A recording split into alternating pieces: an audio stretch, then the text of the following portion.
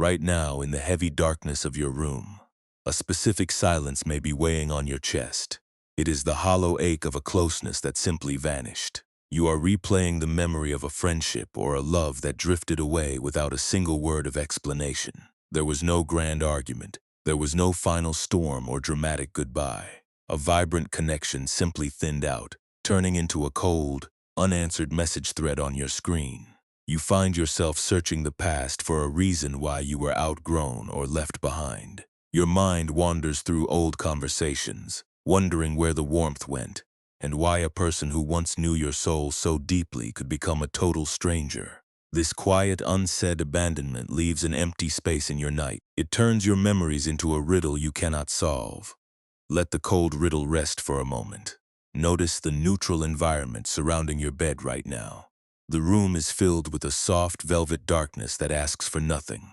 The night air has a clean, damp quality that smells faintly of autumn rain and dry earth. Your shoulders press into a simple cotton sheet. The fabric is cool, clean, and unburdened by the weight of human histories. Below you, the mattress absorbs the full mass of your physical frame, providing a steady shore without requiring you to explain your worth. Outside, a gentle wind moves through the yard, causing a loose vine to brush softly against the outer wall. The sound is slow, predictable, and completely unhurried. The dark room does not hold any questions, and the shadows do not demand that you justify your sorrow. You are not damaged or discarded because a human connection altered its shape. The fading of a shared path is not a proof of your failure, and it does not mean your love was a mistake. Tonight we are not going to force your heart to magically heal, and we will not pretend that the hollow ache does not exist. We are not here to manufacture a false sense of closure or to demand that you stop missing their voice. We will simply learn how to rest while the page turns. No final answer will be forced upon your thoughts, and no sudden transformation is required of your spirit during these quiet hours. Your chest can simply be an open room where the old echoes are allowed to run out of breath. Dear friend, right now, maybe you have felt this exhausting trap too. The desire to find an explanation turns into a fire that burns your current comfort. The mind believes a strange lie. It whispers that if it analyzes the loss long enough, it can find a hidden key to unlock the silence. We turn overthinking into a frantic tool of protection. But the deep wisdom of the Buddha points toward a very different truth. The mind does not heal by demanding an explanation from a changing river. Your suffering does not live in the fact that they walked away. It lives in the way your thoughts keep trying to hold on to an expired condition. The urge to find a reason is just fear pretending to protect you from the reality of change. The anxious heart operates like a lonely writer sitting by a dim candle at midnight. You are holding a dry pine suit inkstick, scraping it aggressively against a cracked slate inkstone. You try to grind the black crust, desperate to produce a few drops of fluid so you can compose a long letter. You want to ask your old companion why they left and what you could have done differently.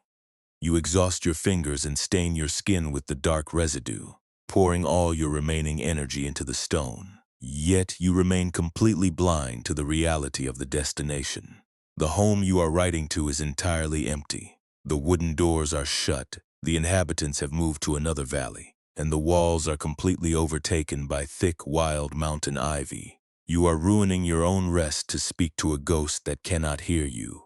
Let us look at the texture of this dry inkstone you have been carrying. It is formed from the heavy, unyielding slate of your unanswered questions. Every time you scroll through old message histories or wonder what they are doing without you, you are grinding the stick against the stone. The friction creates a dry, scratching sound that fills the quiet spaces of your mind. It keeps your hands tense and your chest constricted. You are trying to revive an old fire using cold ash. This internal dialogue is not a conversation. It is a solitary trial where you act as both the accused and the judge, punishing your own heart for a change you did not cause. The stone grows colder with every stroke of your thumb. Life naturally brings its own share of shifting currents. People enter our days like seasonal streams, bringing a beautiful rush of water to our dry valleys. They share our meals, they listen to our fears, and they help us carry our burdens for a season. This coming together is a temporary gathering of conditions. But when those conditions alter, The stream naturally finds a different path down the mountain. The water does not leave because it hates the valley. It leaves because the sky changed and the rain fell on a different ridge. To fight this movement is like trying to dam a river with a handful of dry leaves. Let us breathe into the exact place where the rejection sits. Bring your awareness into the center of your chest, right beneath the rib cage. This is where the hollow ache likes to settle, creating a cold, numb sensation that makes the breath feel shallow. You do not need to banish the memory of their face to find a moment of physical comfort. You only need to observe the tightness without judging it. Even noticing this tension is an act of beautiful awareness. The pain is just a visitor passing through the spacious temple of your awareness.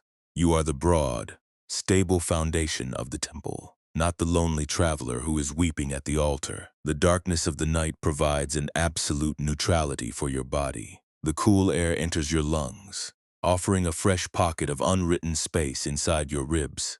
It leaves your lips as a soft, warm release, carrying away a small amount of the accumulated soot. With every single breath, you can allow the boundaries of your old questions to soften. You are entirely safe right here in the dark, even if your mind is still searching for an explanation across the distance of the past. The sheets do not ask for a list of your friends, and the silence does not demand a reason for your solitude. In a short while, we will travel up a narrow river path to a drafty bamboo pavilion. There, an old nun named Sister Akira will show us what happens when we try to force a dry stone to speak. We will watch the autumn leaves fall freely into a moving current, revealing a quieter way to hold our memories. But before we walk that misty track, let your physical frame surrender its defensive posture completely. Feel the full weight of your skull sinking down into the linen surface. Notice the slow, natural rising and falling of your torso. You do not have to settle your history tonight, and you do not have to write the final chapter of your relationships before the sun rises. The night is a vast unwritten page that asks for no ink. It simply opens its cool arms to cradle your tired limbs exactly as they are right now. You can choose to set the dry ink stick down on the desk, letting the wild ivy cover the old house while you rest. Let your jaw go completely slack if it feels right. Release the tight focus behind your eyes where the old memories like to loop. Your hands can rest openly on the mattress, with the fingers loose and curved like empty autumn leaves. There is no letter to finish before dawn, and there is no explanation required by the silence. You are permitted to leave the questions unanswered tonight, because true closure is not an answer from a distant friend. It is the quiet space that returns to your chest when you finally stop scraping the stone. Let yourself drift into the unmeasured dark, where the names disappear and the river moves forward without looking back. Let your awareness expand past the walls of your current space, floating toward a distant valley where the autumn arrives early. Imagine an old bamboo pavilion. It sits precariously on a rocky ledge, overlooking a wide river that twists through the bottom of a canyon. The wood of the pavilion is weathered and gray, showing the deep marks of many heavy rains. The air inside this small shelter is cool and drafty. It carries the smell of damp earth, decaying leaves, and the faint, bitter scent of dry pine soot. Here sat a young poet named Ren, his body wrapped in a coarse cotton robe that offered little protection against the early autumn chill. Ren was not watching the beauty of the valley. He was completely consumed by an internal trial. For many months, his mind had been fixed on a single person from his past, a companion who had shared his childhood dreams, walked the same mountain paths, and understood his deepest thoughts had simply faded away. There had been no conflict. There was no betrayal or angry words spoken between them. The friend had simply packed his belongings, moved to a distant province across the eastern ridges, and ceased all communication. The letters Ren sent were met with absolute silence. The thread that had connected their lives had thinned until it was completely invisible. This silent abandonment left a deep, throbbing wound in Ren's chest. He could not accept that a connection so profound could disappear without a reason. He spent his nights replaying their final conversations, searching for a hidden slight or an unspoken mistake. Tonight he sat by a single flickering candle, holding a dry stick of compressed pine soot. He was pressing it against an old, cracked slate ink slab. The inkstone was caked with years of dried-up black residue, forming a rough, hard crust along its circular rim. Ren was grinding the dry stick against the cold slate with an aggressive, frantic motion. He was desperate to produce a few drops of dark fluid so he could write another letter to his drifted friend. The sound of his effort filled the drafty pavilion. It was a sharp, dry scratching noise that sounded like a beetle trapped inside a wooden box. The friction made his wrist ache, and his fingers were completely stained with the black powder. He ground the stick harder, demanding that the stone give him the means to speak. He wanted to demand an explanation, to beg for closure and to force the silence to end. His breath was shallow, and his shoulders were hunched in a posture of intense struggle. He was pouring his entire vitality into the caked slate, trying to revive a fire that had already turned to cold ash. Let us observe this young man in his solitary prison of thought. He believed that if he stopped writing, he would be admitting that he was completely forgotten. He equated his frantic grinding with loyalty, thinking that his pain was a proof of the love he still carried. He did not see that the valley around him was already moving forward into a different season. The wild river below was rushing toward the sea, carrying the first fallen leaves of autumn on its dark surface. The current did not linger at the base of the rocks, and it did not apologize to the banks for moving away. But the young poet did not yet see that the letter he was writing was not reaching his old companion. It was only staining his own fingers in the dark. The heavy scratching sound suddenly stopped when a soft shadow fell across the wooden floor. Ren looked up, his eyes blinking in the dim candlelight. Standing at the entrance of the pavilion was an old nun named Sister Akira. She was the keeper of a wild, unpruned plum orchard that covered the slopes of the river valley. Her robes were simple and gray, smelling faintly of wood smoke and damp moss. Her face was deeply lined by decades of mountain weather, but her eyes held a profound, unmoving stillness. She carried no books and she held no tools. She had been walking through the orchard, listening to the river when the sharp scratch of Ren's inkstone drew her to the shelter.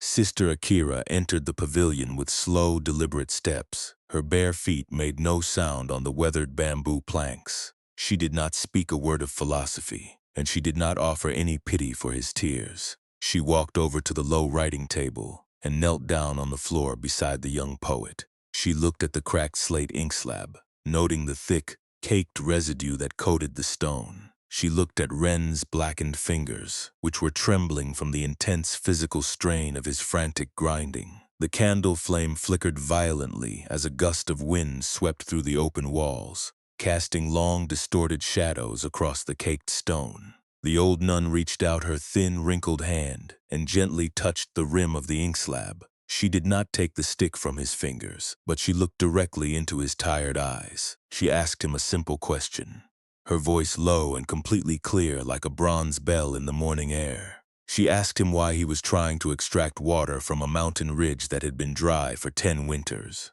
Ren looked down at his caked stone, his voice cracking with a deep structural frustration. He told her that he had to write the letter because he could not survive the weight of the silence. He explained that his friend had left without a goodbye, and his soul was starving for an answer. Sister Akira stood up slowly, her robes rustling against the bamboo floor. She did not give him an explanation, but she motioned for him to follow her out into the night.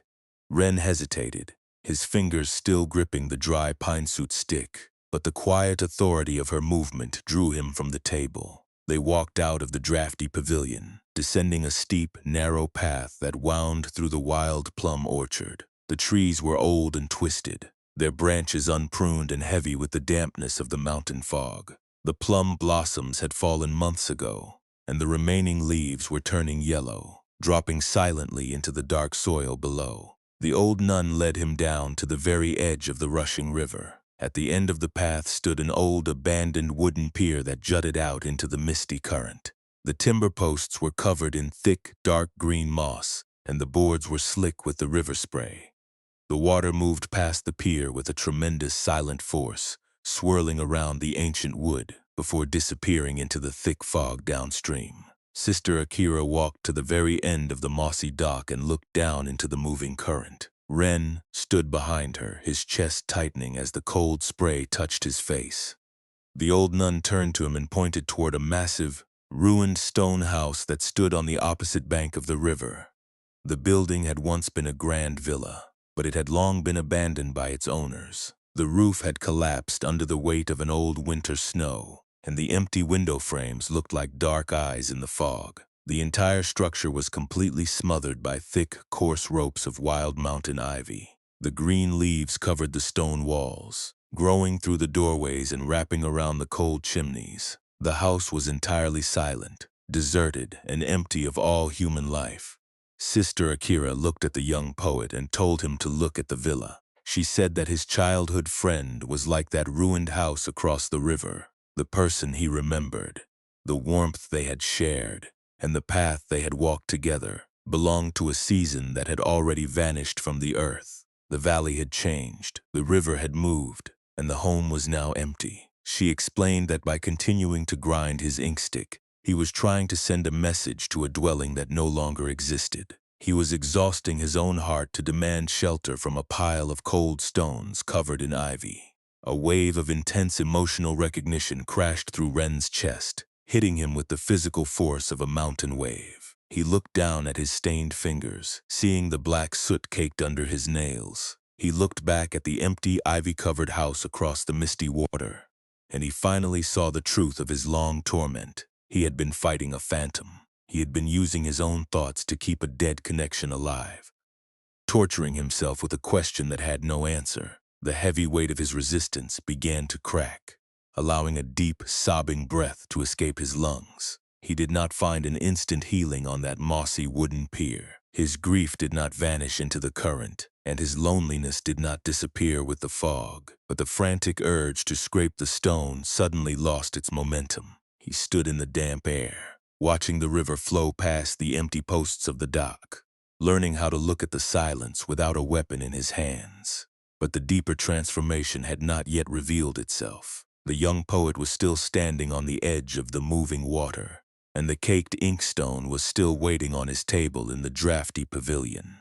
Let your own heart rest beside the moving current of this ancient valley tonight. You can allow the image of that empty, ivy-covered house to settle into the quiet corners of your mind. You do not need to solve the silence of your own past during these midnight hours, and you do not have to force an answer from a stone that has grown cold.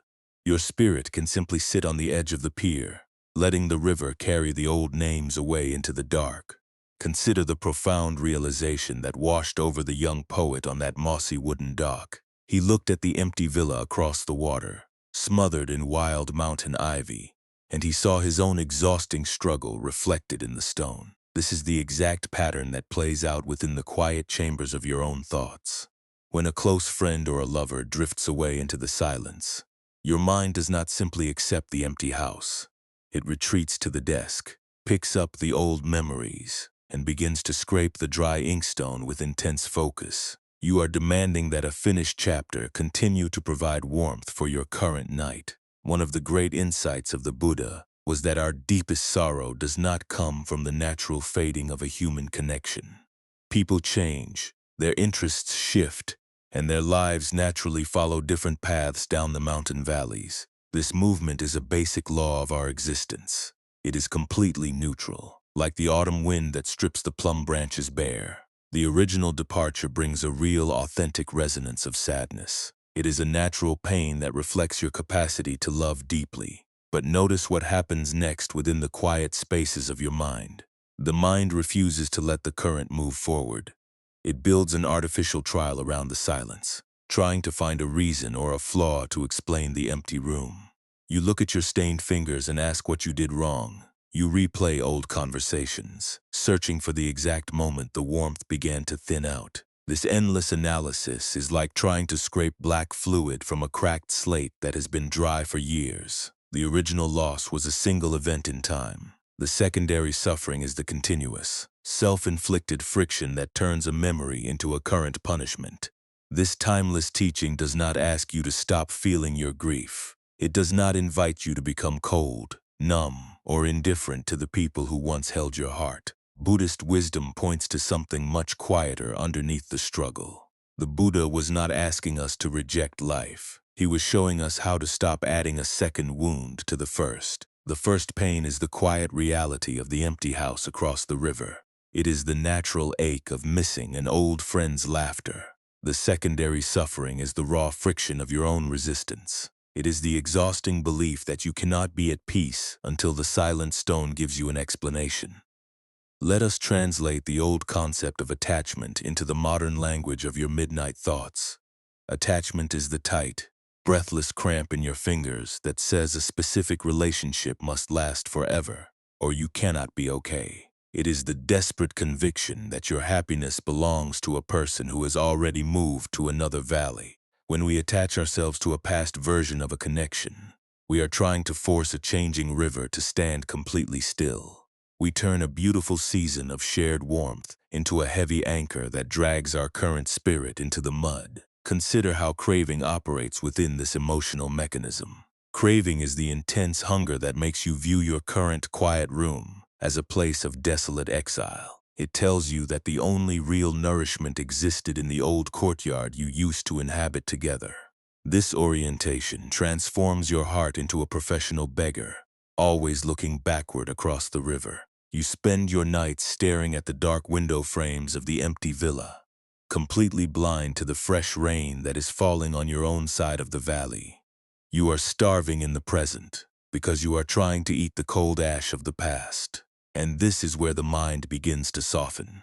True freedom arrives when we dismantle the narrow expectations we place on human journeys. Relationships are temporary gatherings of beautiful conditions. They are like the wild plum blossoms that open in the orchard when the spring air is perfectly warm. The flowers do not open because they promise to stay on the branch forever. They open because the rain and the soil have come together for a brilliant season. When the autumn wind arrives, the blossoms naturally drop into the current and float away. The tree does not grieve their departure, and the river does not apologize for carrying them downstream. The forest allows the movement because it understands the flow. Let us look at the nature of true awareness. Awareness is like the vast, misty canyon that holds both the pavilion and the rushing river. The canyon does not try to stop the water from moving past the rocks.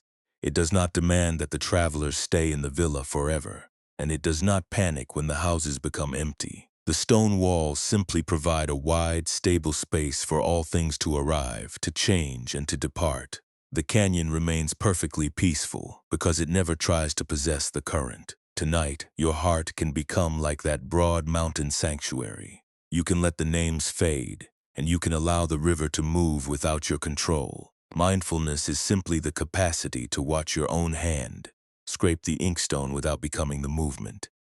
You can notice the painful thought that says you were discarded or forgotten.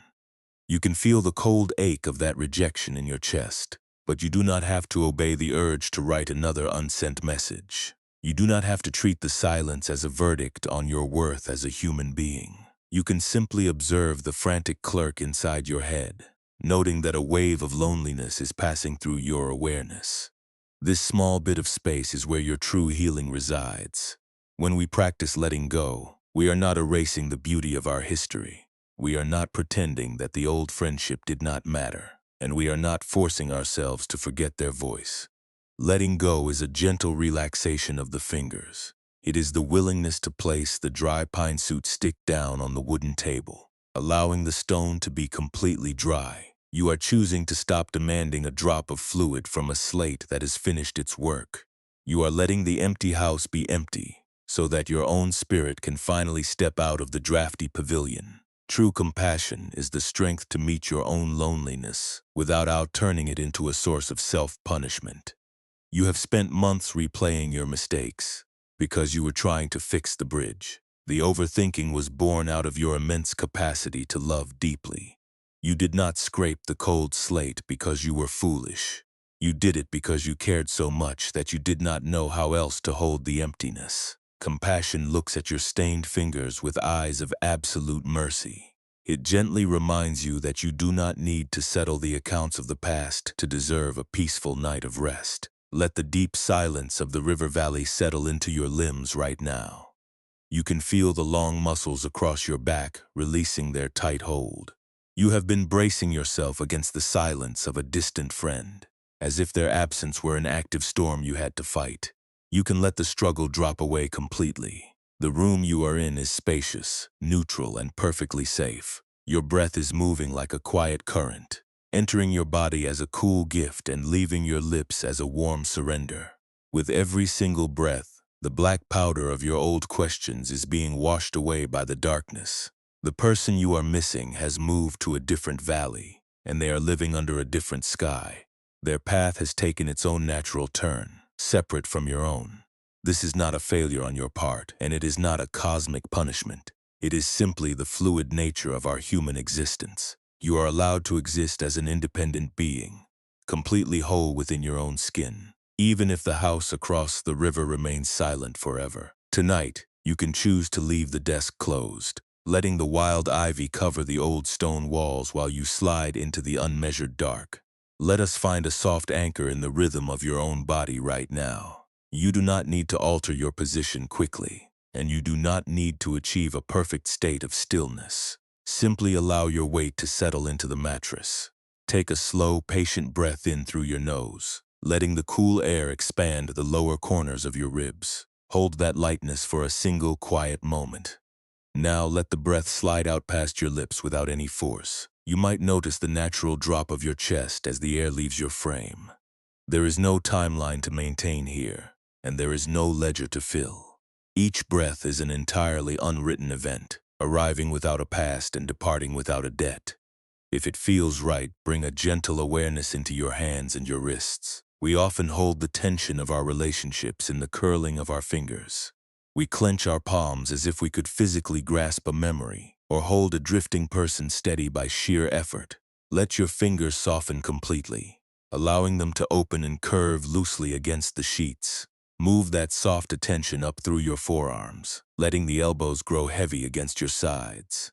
Perhaps you can release the tiny muscles around your jaw, leaving a small space of air between your teeth. We often bite down on our unspoken questions, trapping the old dialogues inside our throats. Let the throat go wide, cool, and completely unobstructed. In this spacious quiet, you might notice a single thought that has been circling your mind tonight.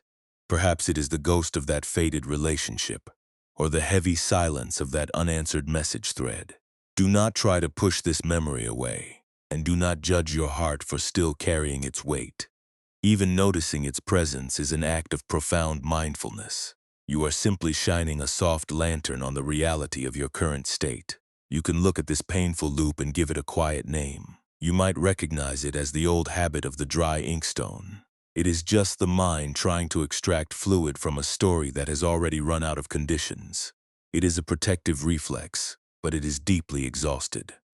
In the theater of your imagination, you might picture yourself sitting at that low wooden table in the drafty pavilion. Before you rests the old, cracked slate ink slab, its surface caked with the dark, dried-up crust of your unanswerable questions. You are holding the dry stick of pine soot, feeling its cold weight between your fingers. For many months you have used this tool to scratch against the stone, trying to rewrite a history that has already moved downstream. Look at how tired your wrist is from maintaining this rigid posture. There is no need to punish yourself for this effort, and there is no need to shatter the stone by force. You are simply permitted to pause. Imagine placing the dry stick of pine soot down on the cedar planks of the table.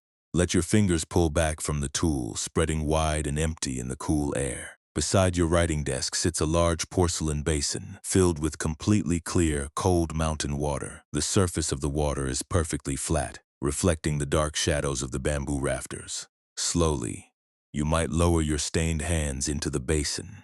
Feel the immediate chill of the water as it wraps around your wrists, soothing the deep ache in your muscles. As your fingers rest in the clear pool, you can watch the dark soot stains begin to detach from your skin. The black residue does not fight the water. It dissolves instantly into fine, dark clouds that drift lazily through the basin. Losing their sharp edges and turning into harmless gray mist, the water absorbs the stain completely, rinsing the caked powder from beneath your nails. Pull your hands out of the basin and look at your palms. They are completely clean, cool, and untightened, the old ink has been washed away, leaving the skin soft and entirely unoccupied. Now, you might take a small wooden ladle and scoop a measure of the clean water from the basin. Pour the fluid directly over the cracked slate ink slab. Watch the water rush across the dark stone, striking the hard crust along the circular rim. The old, dried-up residue begins to soften under the wet weight. The caked ink that you fought so hard to scrape does not need to be broken with a hammer. It simply loosens its grip on the slate, turning into a liquid current that slides smoothly off the edge of the table. The stream carries the old soot down through the floorboards, returning the black dust to the mountain soil below. The inkstone is left completely empty, wet, and quiet in the candlelight. It is no longer a tool of struggle or a monument to your rejection. It is just a simple piece of mountain slate, cool to the touch and entirely neutral. The writing desk is closed, and the dry horsehair brush rests peacefully on its porcelain trestle. You have stopped demanding a message from a stone that has finished its work. The empty house across the river remains silent, but you are no longer ruining your own rest to speak to its walls. Bring your presence back into the physical room where your body lies tonight.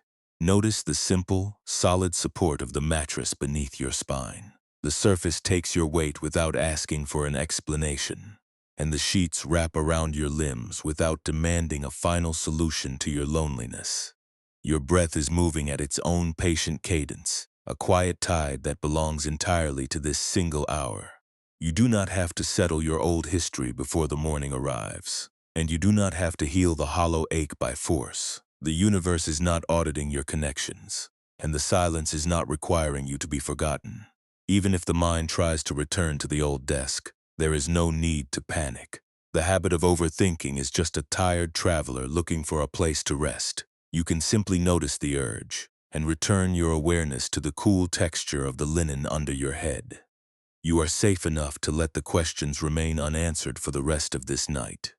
The names can stay in the dark, and the river can continue to move forward without your management. You are a whole and independent being, breathing the neutral night air, resting in the uncalculated space of your own room. The mind may try to open the old desk again, but as we climb higher along the rushing stream, we meet a basket weaver who knows how to handle a thread that has completely rotted.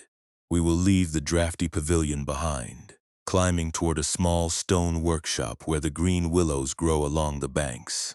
There we will see what happens when we stop trying to preserve a tapestry that has already unraveled. We will discover the difference between holding a ghost and weaving with the living present. But for these next hours, let yourself float in the clean clearing you have made, letting the empty palms rest in the dark. The mountain path leads us further into the upper reaches of the canyon, where the river runs with a louder, sharper voice. The damp fog of the plum orchards thins out, replaced by the cool, resinous air of the high willow groves. Here, the water crashes over massive gray boulders, creating a constant white noise that drowns out the distant world. Nestled beside a deep pool of swirling water stands a small stone workshop. Its walls are built from rough river rocks, and its roof is thatched with thick layers of dried mountain reeds. The air inside this workshop is damp and crisp, smelling of fresh river gravel, wet moss, and the clean, bitter aroma of split willow bark. Inside this stone room lived an artisan named May, who had spent her youth binding sacred scrolls for the great libraries of the province. She had once belonged to a brilliant circle of weavers and scribes, a group of close companions who lived and worked like a single family. Together they had woven a magnificent tapestry of indigo silk, each artist contributing their own unique thread to the design. But over the years, the circle had naturally dissolved. One weaver returned to his family in the south, another vanished into a distant monastery, and the others simply stopped gathering. The grand tapestry they had shared was eventually cut into pieces, and the fragment May kept had slowly unraveled during her long travels. May now sat on a low wooden stool near the open doorway of the workshop, completely cut off from her old creative joy. Her entire existence had narrowed down to a single, agonizing task. Resting on her lap was a tangled, brittle skein of faded indigo silk thread. The fibers were old, dry, and deeply choked with gray dust. The blue color had faded to a pale, ghostly hue from years of exposure to the mountain air. Me spent her mornings and her nights hunched over this tangled heap, using a small bone needle to try and untangle the knots. She wanted to straighten the strands so she could reweave the pattern of her lost circle. The work was deeply frustrating and entirely useless. At times slid her needle into a knot and pulled. The brittle silk would snap with a tiny dry click. The fibers were completely rotted by time, losing all their original strength and elasticity. Her fingers were raw from the constant friction, and her eyes were strained from staring at the dusty tangle in the dim light. She would tie the broken ends together with clumsy, tiny knots, but the thread would simply break again an inch away. She lived in a constant state of emotional exhaustion, her chest tightening with every snap of the thread. She felt that if she let this last skein crumble into dust, her connection to her past would be permanently erased. Let us watch this scroll binder as she fights against the decay of her memories. She was not molding her life to the present day. She was treating her current room as a temporary prison, refusing to engage with the world around her until she had repaired the blue thread. She believed that her loyalty to her old friends required her to carry this heavy burden of frustration. She did not notice that the world outside her door was filled with a different kind of life. The wild willow trees along the bank were dropping their gold leaves into the rushing stream, completely unburdened by the tapestries of the previous spring. Beside the riverbank, just outside the stone workshop, sat an old basket weaver named Master Kenji. He was a quiet craftsman who had spent his life working next to the current, his skin brown and leathery from the sun. He sat cross-legged on a large flat granite stone, surrounded by bundles of freshly cut willow branches. His long fingers were wet and nimble, moving with an effortless rhythmic discipline. He would take a long green willow shoot, peel away the bitter outer bark with a small iron knife, and slide it smoothly into the framework of a large fish basket. The green wood would bend into perfect, elegant curves without a single crack, emitting a clean, moist aroma. The sound of his knife scraping the wood was steady and patient, matching the deep roar of the river pool. May could hear his movements from her stool, and the ease of his craft only increased her internal bitterness. She looked down at her crumbling indigo silk, which had just snapped for the 100th time in her palm. A wave of deep, structural grief rose into her throat, making her hands shake with a hot, breathless anger. She stood up from her stool, walked out of the stone workshop, and approached the old basket weaver on his granite rock. She dropped the tangled skein of rotted silk onto the stones at his feet. Her voice was tight and broken as she spoke to the master. She asked him why the universe allowed something so beautiful to become so fragile and useless. She explained how she had spent months trying to salvage the thread, but the material refused to cooperate with her hands. She confessed that her heart was completely broken by the constant breaking of the strand. She felt that time was a cruel enemy, destroying her finest connections while she watched helplessly. She stood before him with her shoulders hunched, her raw fingers balled into tight, defensive fists. Master Kenji did not offer any philosophical arguments, and he did not tell her to stop mourning her old circle. He stopped his weaving, laid his iron knife down on the granite rock, and looked at the dusty heap of indigo silk between his sandals. He reached out his wet hand and picked up a single, long green willow shoot from his bundle. The wood was supple, cold to the touch, and glistening with fresh river sap. He did not hand her the silk. He reached up and placed the wet willow branch directly into May's raw, open palms. He asked her to try and snap the green wood using the weight of her fingers. Mai looked down at the green branch, her brow furrowing with confusion. She gripped the cold wood and tried to bend it sharply, applying the same frantic pressure she used on her thread. The willow shoot curved easily under her thumbs, forming a smooth, flexible loop that refused to break. The bark split slightly, releasing a wet, bitter juice that cooled the raw skin of her fingertips. The wood was alive, flexible, and completely anchored in the reality of the present season. It did not try to hold a shape from last year, and it did not resist the movement of her hands. The old basket weaver looked at her and spoke with a low, compassionate tone. He told her that her old indigo silk was not breaking because she lacked skill, or because she was failing her memories. The silk was breaking because its natural conditions had reached their final end. He explained that by trying to knot the rotted fibers, she was trying to force a corpse to stand up and dance. He pointed toward the rushing river pool, where a great willow log was floating quietly in the current, its roots completely washed away from the bank. The log did not fight the rapids, but allowed the water to carry it toward the wide valleys below. Master Kenji said that the heart cannot weave a true life out of dead threads. He told her that her old companions had moved into their own new seasons, just as these willow trees shed their bark every autumn. The beauty they had created together was a real, authentic gift, but it belonged to the valley they had left behind. He invited her to look at her own hands, which were still strong, skilled, and fully alive. He told her that she was ruining her current capacity to create by choosing to act as the guardian of a rotted skein. A profound realization began to dawn within Mai's tired mind. Moving through her chest like a cool, clearing wind, she looked at the green willow branch in her hands, feeling its moist flexibility. And then she looked back at the dusty heap of indigo silk on the stone floor. She stopped her long resistance to the silence of her past. She saw that her constant overthinking was not an act of preservation, but a form of self-punishment. She had been using the dead thread to whip her own spirit, blaming herself for a natural transition that was governed by the laws of change. She did not experience a sudden, magical erasure of her grief. She still remembered the faces of her old friends, and she still missed the vibrant energy of their shared workshop. But she chose to make one small, subtle shift in her relationship with the pain.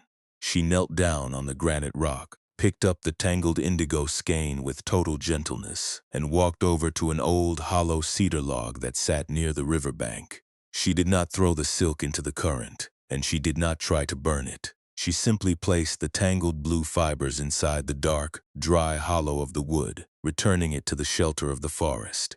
She was letting the thread rest without trying to fix it anymore. She was forgiving the material for being old, and she was forgiving herself for being unable to repair the past. She walked back to Master Kenji's side, sat down on a smaller river stone, and reached for a fresh green willow shoot. She picked up a small wooden scraper and began to gently peel away the outer bark, her movements slow, deliberate, and completely quiet.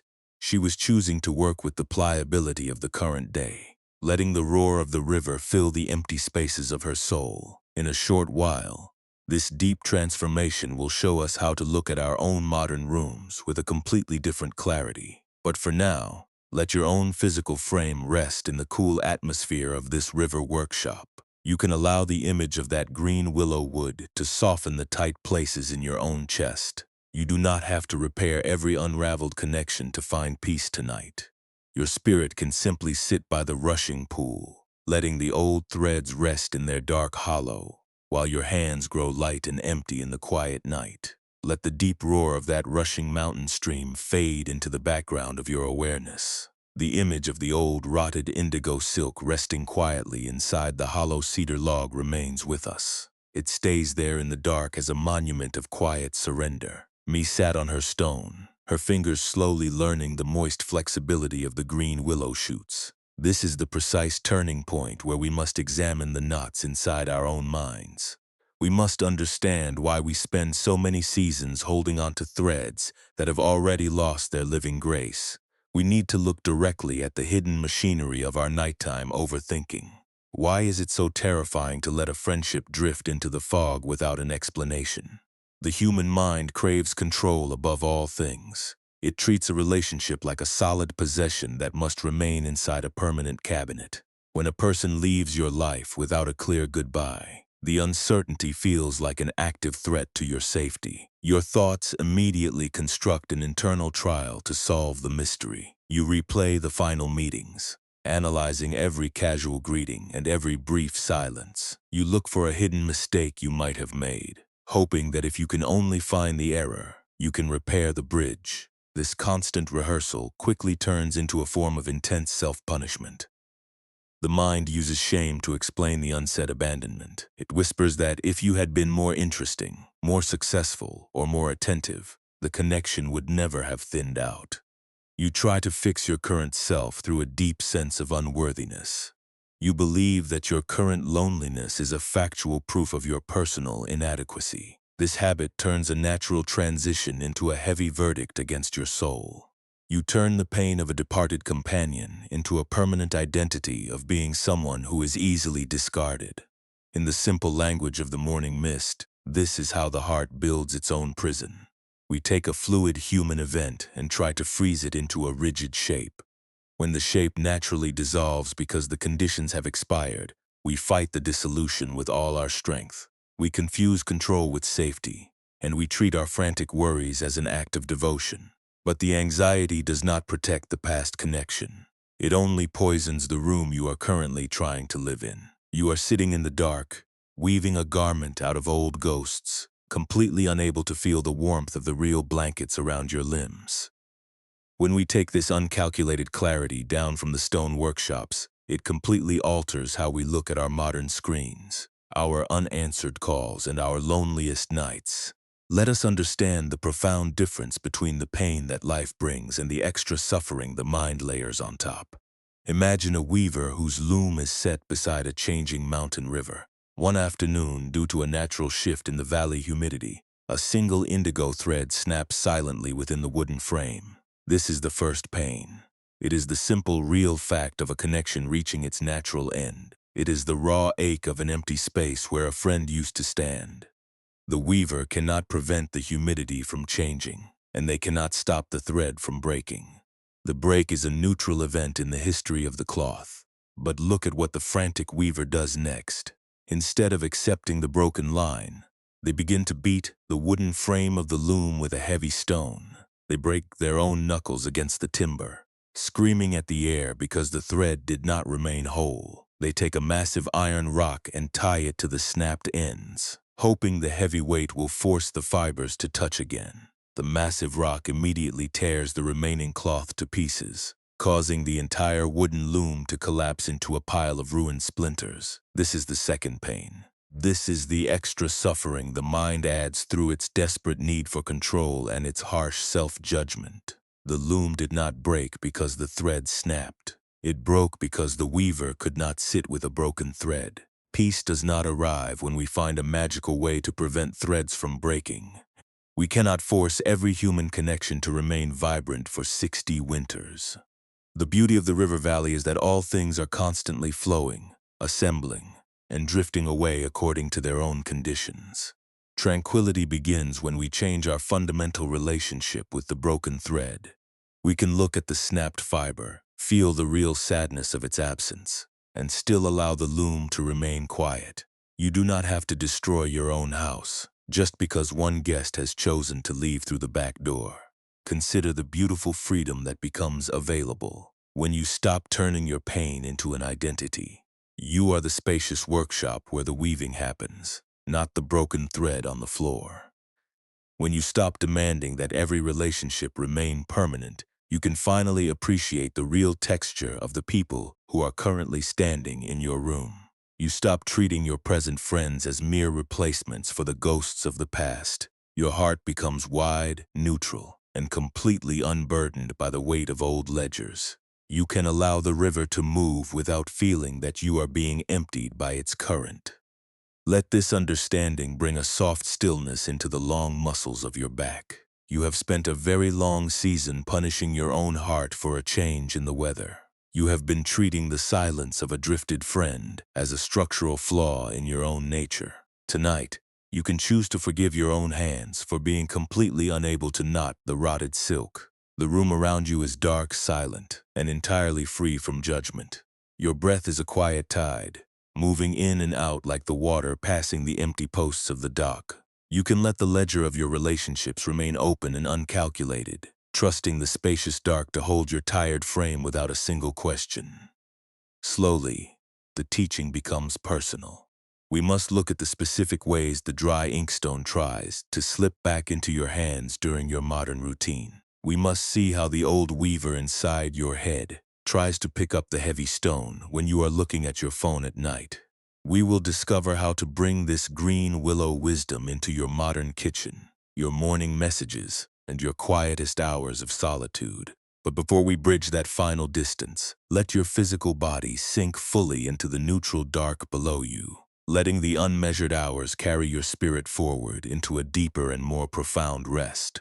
Let us bring this green willow wisdom down from the high mountain trails into the rooms of your modern life. You do not carry an old slate ink slab in your coat. You do not sit on a stone floor with bundles of wet river plants, yet, the moment you look at your phone in the morning, your mind may reach for the exact same dry soot. You step into your daily routine with a heavy, unraveled tapestry hidden in your chest. You carry the ghost of that quiet loss through your modern streets, through your brightly lit office and into your evening kitchen.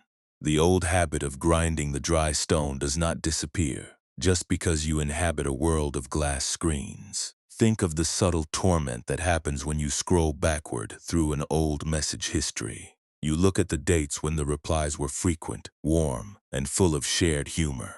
Then, you reach the place where the sentences grew short. You look at the final line, which was sent months ago and left without an echo. The mind stands before that silent digital thread exactly like the young poet standing before the ivy-covered villa. You want to send one more message, hoping to force an answer from the silence. You believe that if you can only phrase your words perfectly, you can make the cold stone speak. This constant checking for a notification is the raw friction of the dry stick against the caked slate.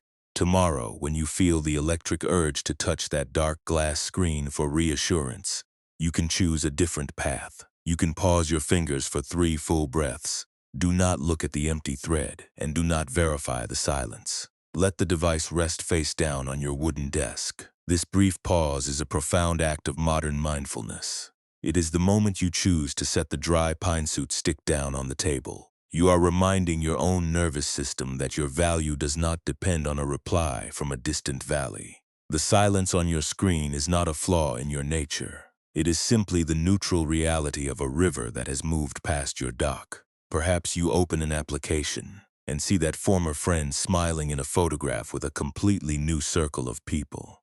They look happy, unburdened, and entirely settled in their current life. The old accountant inside your head immediately wakes up, pointing a finger at your own solitude. The mind begins to compare your quiet room with their crowded table, declaring that you have been left behind. You feel a sudden, sick ache in your diaphragm. You believe that their ability to move forward means your shared history was an illusion. This comparison is the frantic attempt to splice the brittle indigo silk back together, using the sharp needle of your own self-criticism. But a painful thought is not a legal document. A wave of rejection is not a factual record of your unworthiness. When the voice of inadequacy whispers that you were not enough to make them stay, you can choose to witness the sound without obeying the command. You can look at the thought and recognize it as an old, dusty fiber that has lost its living sap. There is no need to fight the memory, and there is no need to hate yourself for feeling lonely. You can simply say to your own heart that the mind is attempting to weave with a rotted skein again.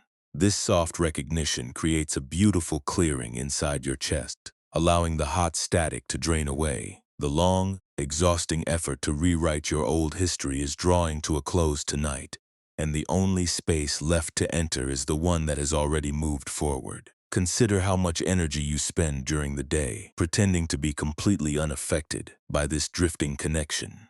You sit at a table with your colleagues, laughing at their jokes and keeping your voice perfectly light.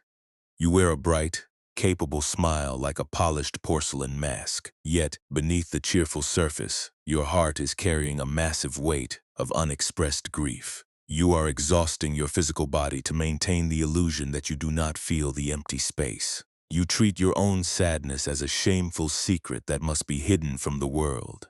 This performance is like trying to carry a heavy iron rock while pretending your arms are entirely empty. You can allow your heart to be heavy without pretending to be a machine. True spiritual maturity does not mean you become a cold stone that never feels the winter frost. It means you stop using the frost as an excuse to condemn the ground. If a wave of sadness visits you during your lunch hour, you do not need to push it down or build a fortress around it. You can simply take a slow, deep breath, allowing the moisture of the tear to soften your expression. You can care deeply about the past without turning that care into a current prison for your soul. You are allowed to be a person who misses an old friend, while still remaining fully present for the morning sun. You know the specific guilt that arises when you try to lie down at the end of a long day. The room is dark and your limbs are completely tired. But the moment you close your eyes, the mind begins to list all the things you have not yet resolved. It tells you that you have no right to rest, while your life contains these loose, unraveled ends. You feel that you must solve the mystery of the silence before you are granted permission to sleep. You treat your rest as a premium price that must be earned through hours of exhausting mental labor. You are treating your own spirit like an unpaid servant who is never allowed to leave the desk. But the silence of the night does not require a fee. The mattress beneath your torso holds your bones without evaluating your relationships, and the darkness wraps around your face without reading your message history. You are permitted to rest simply because your physical frame is weary. You do not need to untangle every rotted knot in the indigo silk to deserve a peaceful night. Tonight, you can choose to leave the tapestry unraveled in the hollow log. You can let the unresolved histories remain exactly as they are, letting the world move forward while you choose the soft neutrality of your own bed. This green willow wisdom is practiced in these tiny, unglamorous moments of your ordinary week. It is found when you choose not to check an old profile before you go to sleep. It is realized when you allow an unanswered call to remain a simple fact of the day, rather than a proof of your defect. You can look at the empty space in your life, feel the authentic sorrow of the loss, and still choose to buy fresh flowers for your kitchen table. You are choosing to work with the pliability of the current hour. You are allowing your life to curve into new, useful shapes, rather than snapping under the weight of an old memory. When you step into your hallway tomorrow, let yourself notice the space between the rooms. Look at the way the morning light catches the dust motes in the air, moving without a destination and without a ledger. These small, uncalculated spaces are where your real life is waiting for you. They do not belong to the person who walked away, and they cannot be stained by the silence of the past. They are completely fresh, green, and full of living sap. By resting deeply tonight, you are preparing your hands to hold those new willow shoots with a soft, unguided grace. The long trial of your overthinking is dissolving into the velvet shadows of the room, leaving only the quiet movement of your own chest. The absolute stillness of the midnight hour has now completely gathered around your bed. The frantic demands of the modern day have lost their momentum. The digital screens are dark, and the unanswered message threads have faded into the shadows. Your physical frame is growing immensely heavy, pressing down into the soft support of the mattress. Let your arms rest loosely by your sides, with your fingers completely uncurled. There is no dry ink stick left in your palms. There is no brittle thread of indigo silk held between your thumbs. Your hands are entirely clean, cool, and unoccupied. They have laid down the exhausting task of trying to repair the past. You are safe enough to drop the old questions, letting the velvet darkness wrap around your chest like a protective shelter. Your breathing is becoming beautifully quiet. It flows through your torso like a very soft current moving through an open valley. You do not need to manage its pace, and you do not need to measure its depth. Let the inhalation enter your nose as a cool, unwritten pocket of space. Let the exhalation leave your lips as a long, effortless surrender. With every single cycle of the breath, you are releasing the dark soot of your old worries. You are letting the names of those who drifted away dissolve into the dark.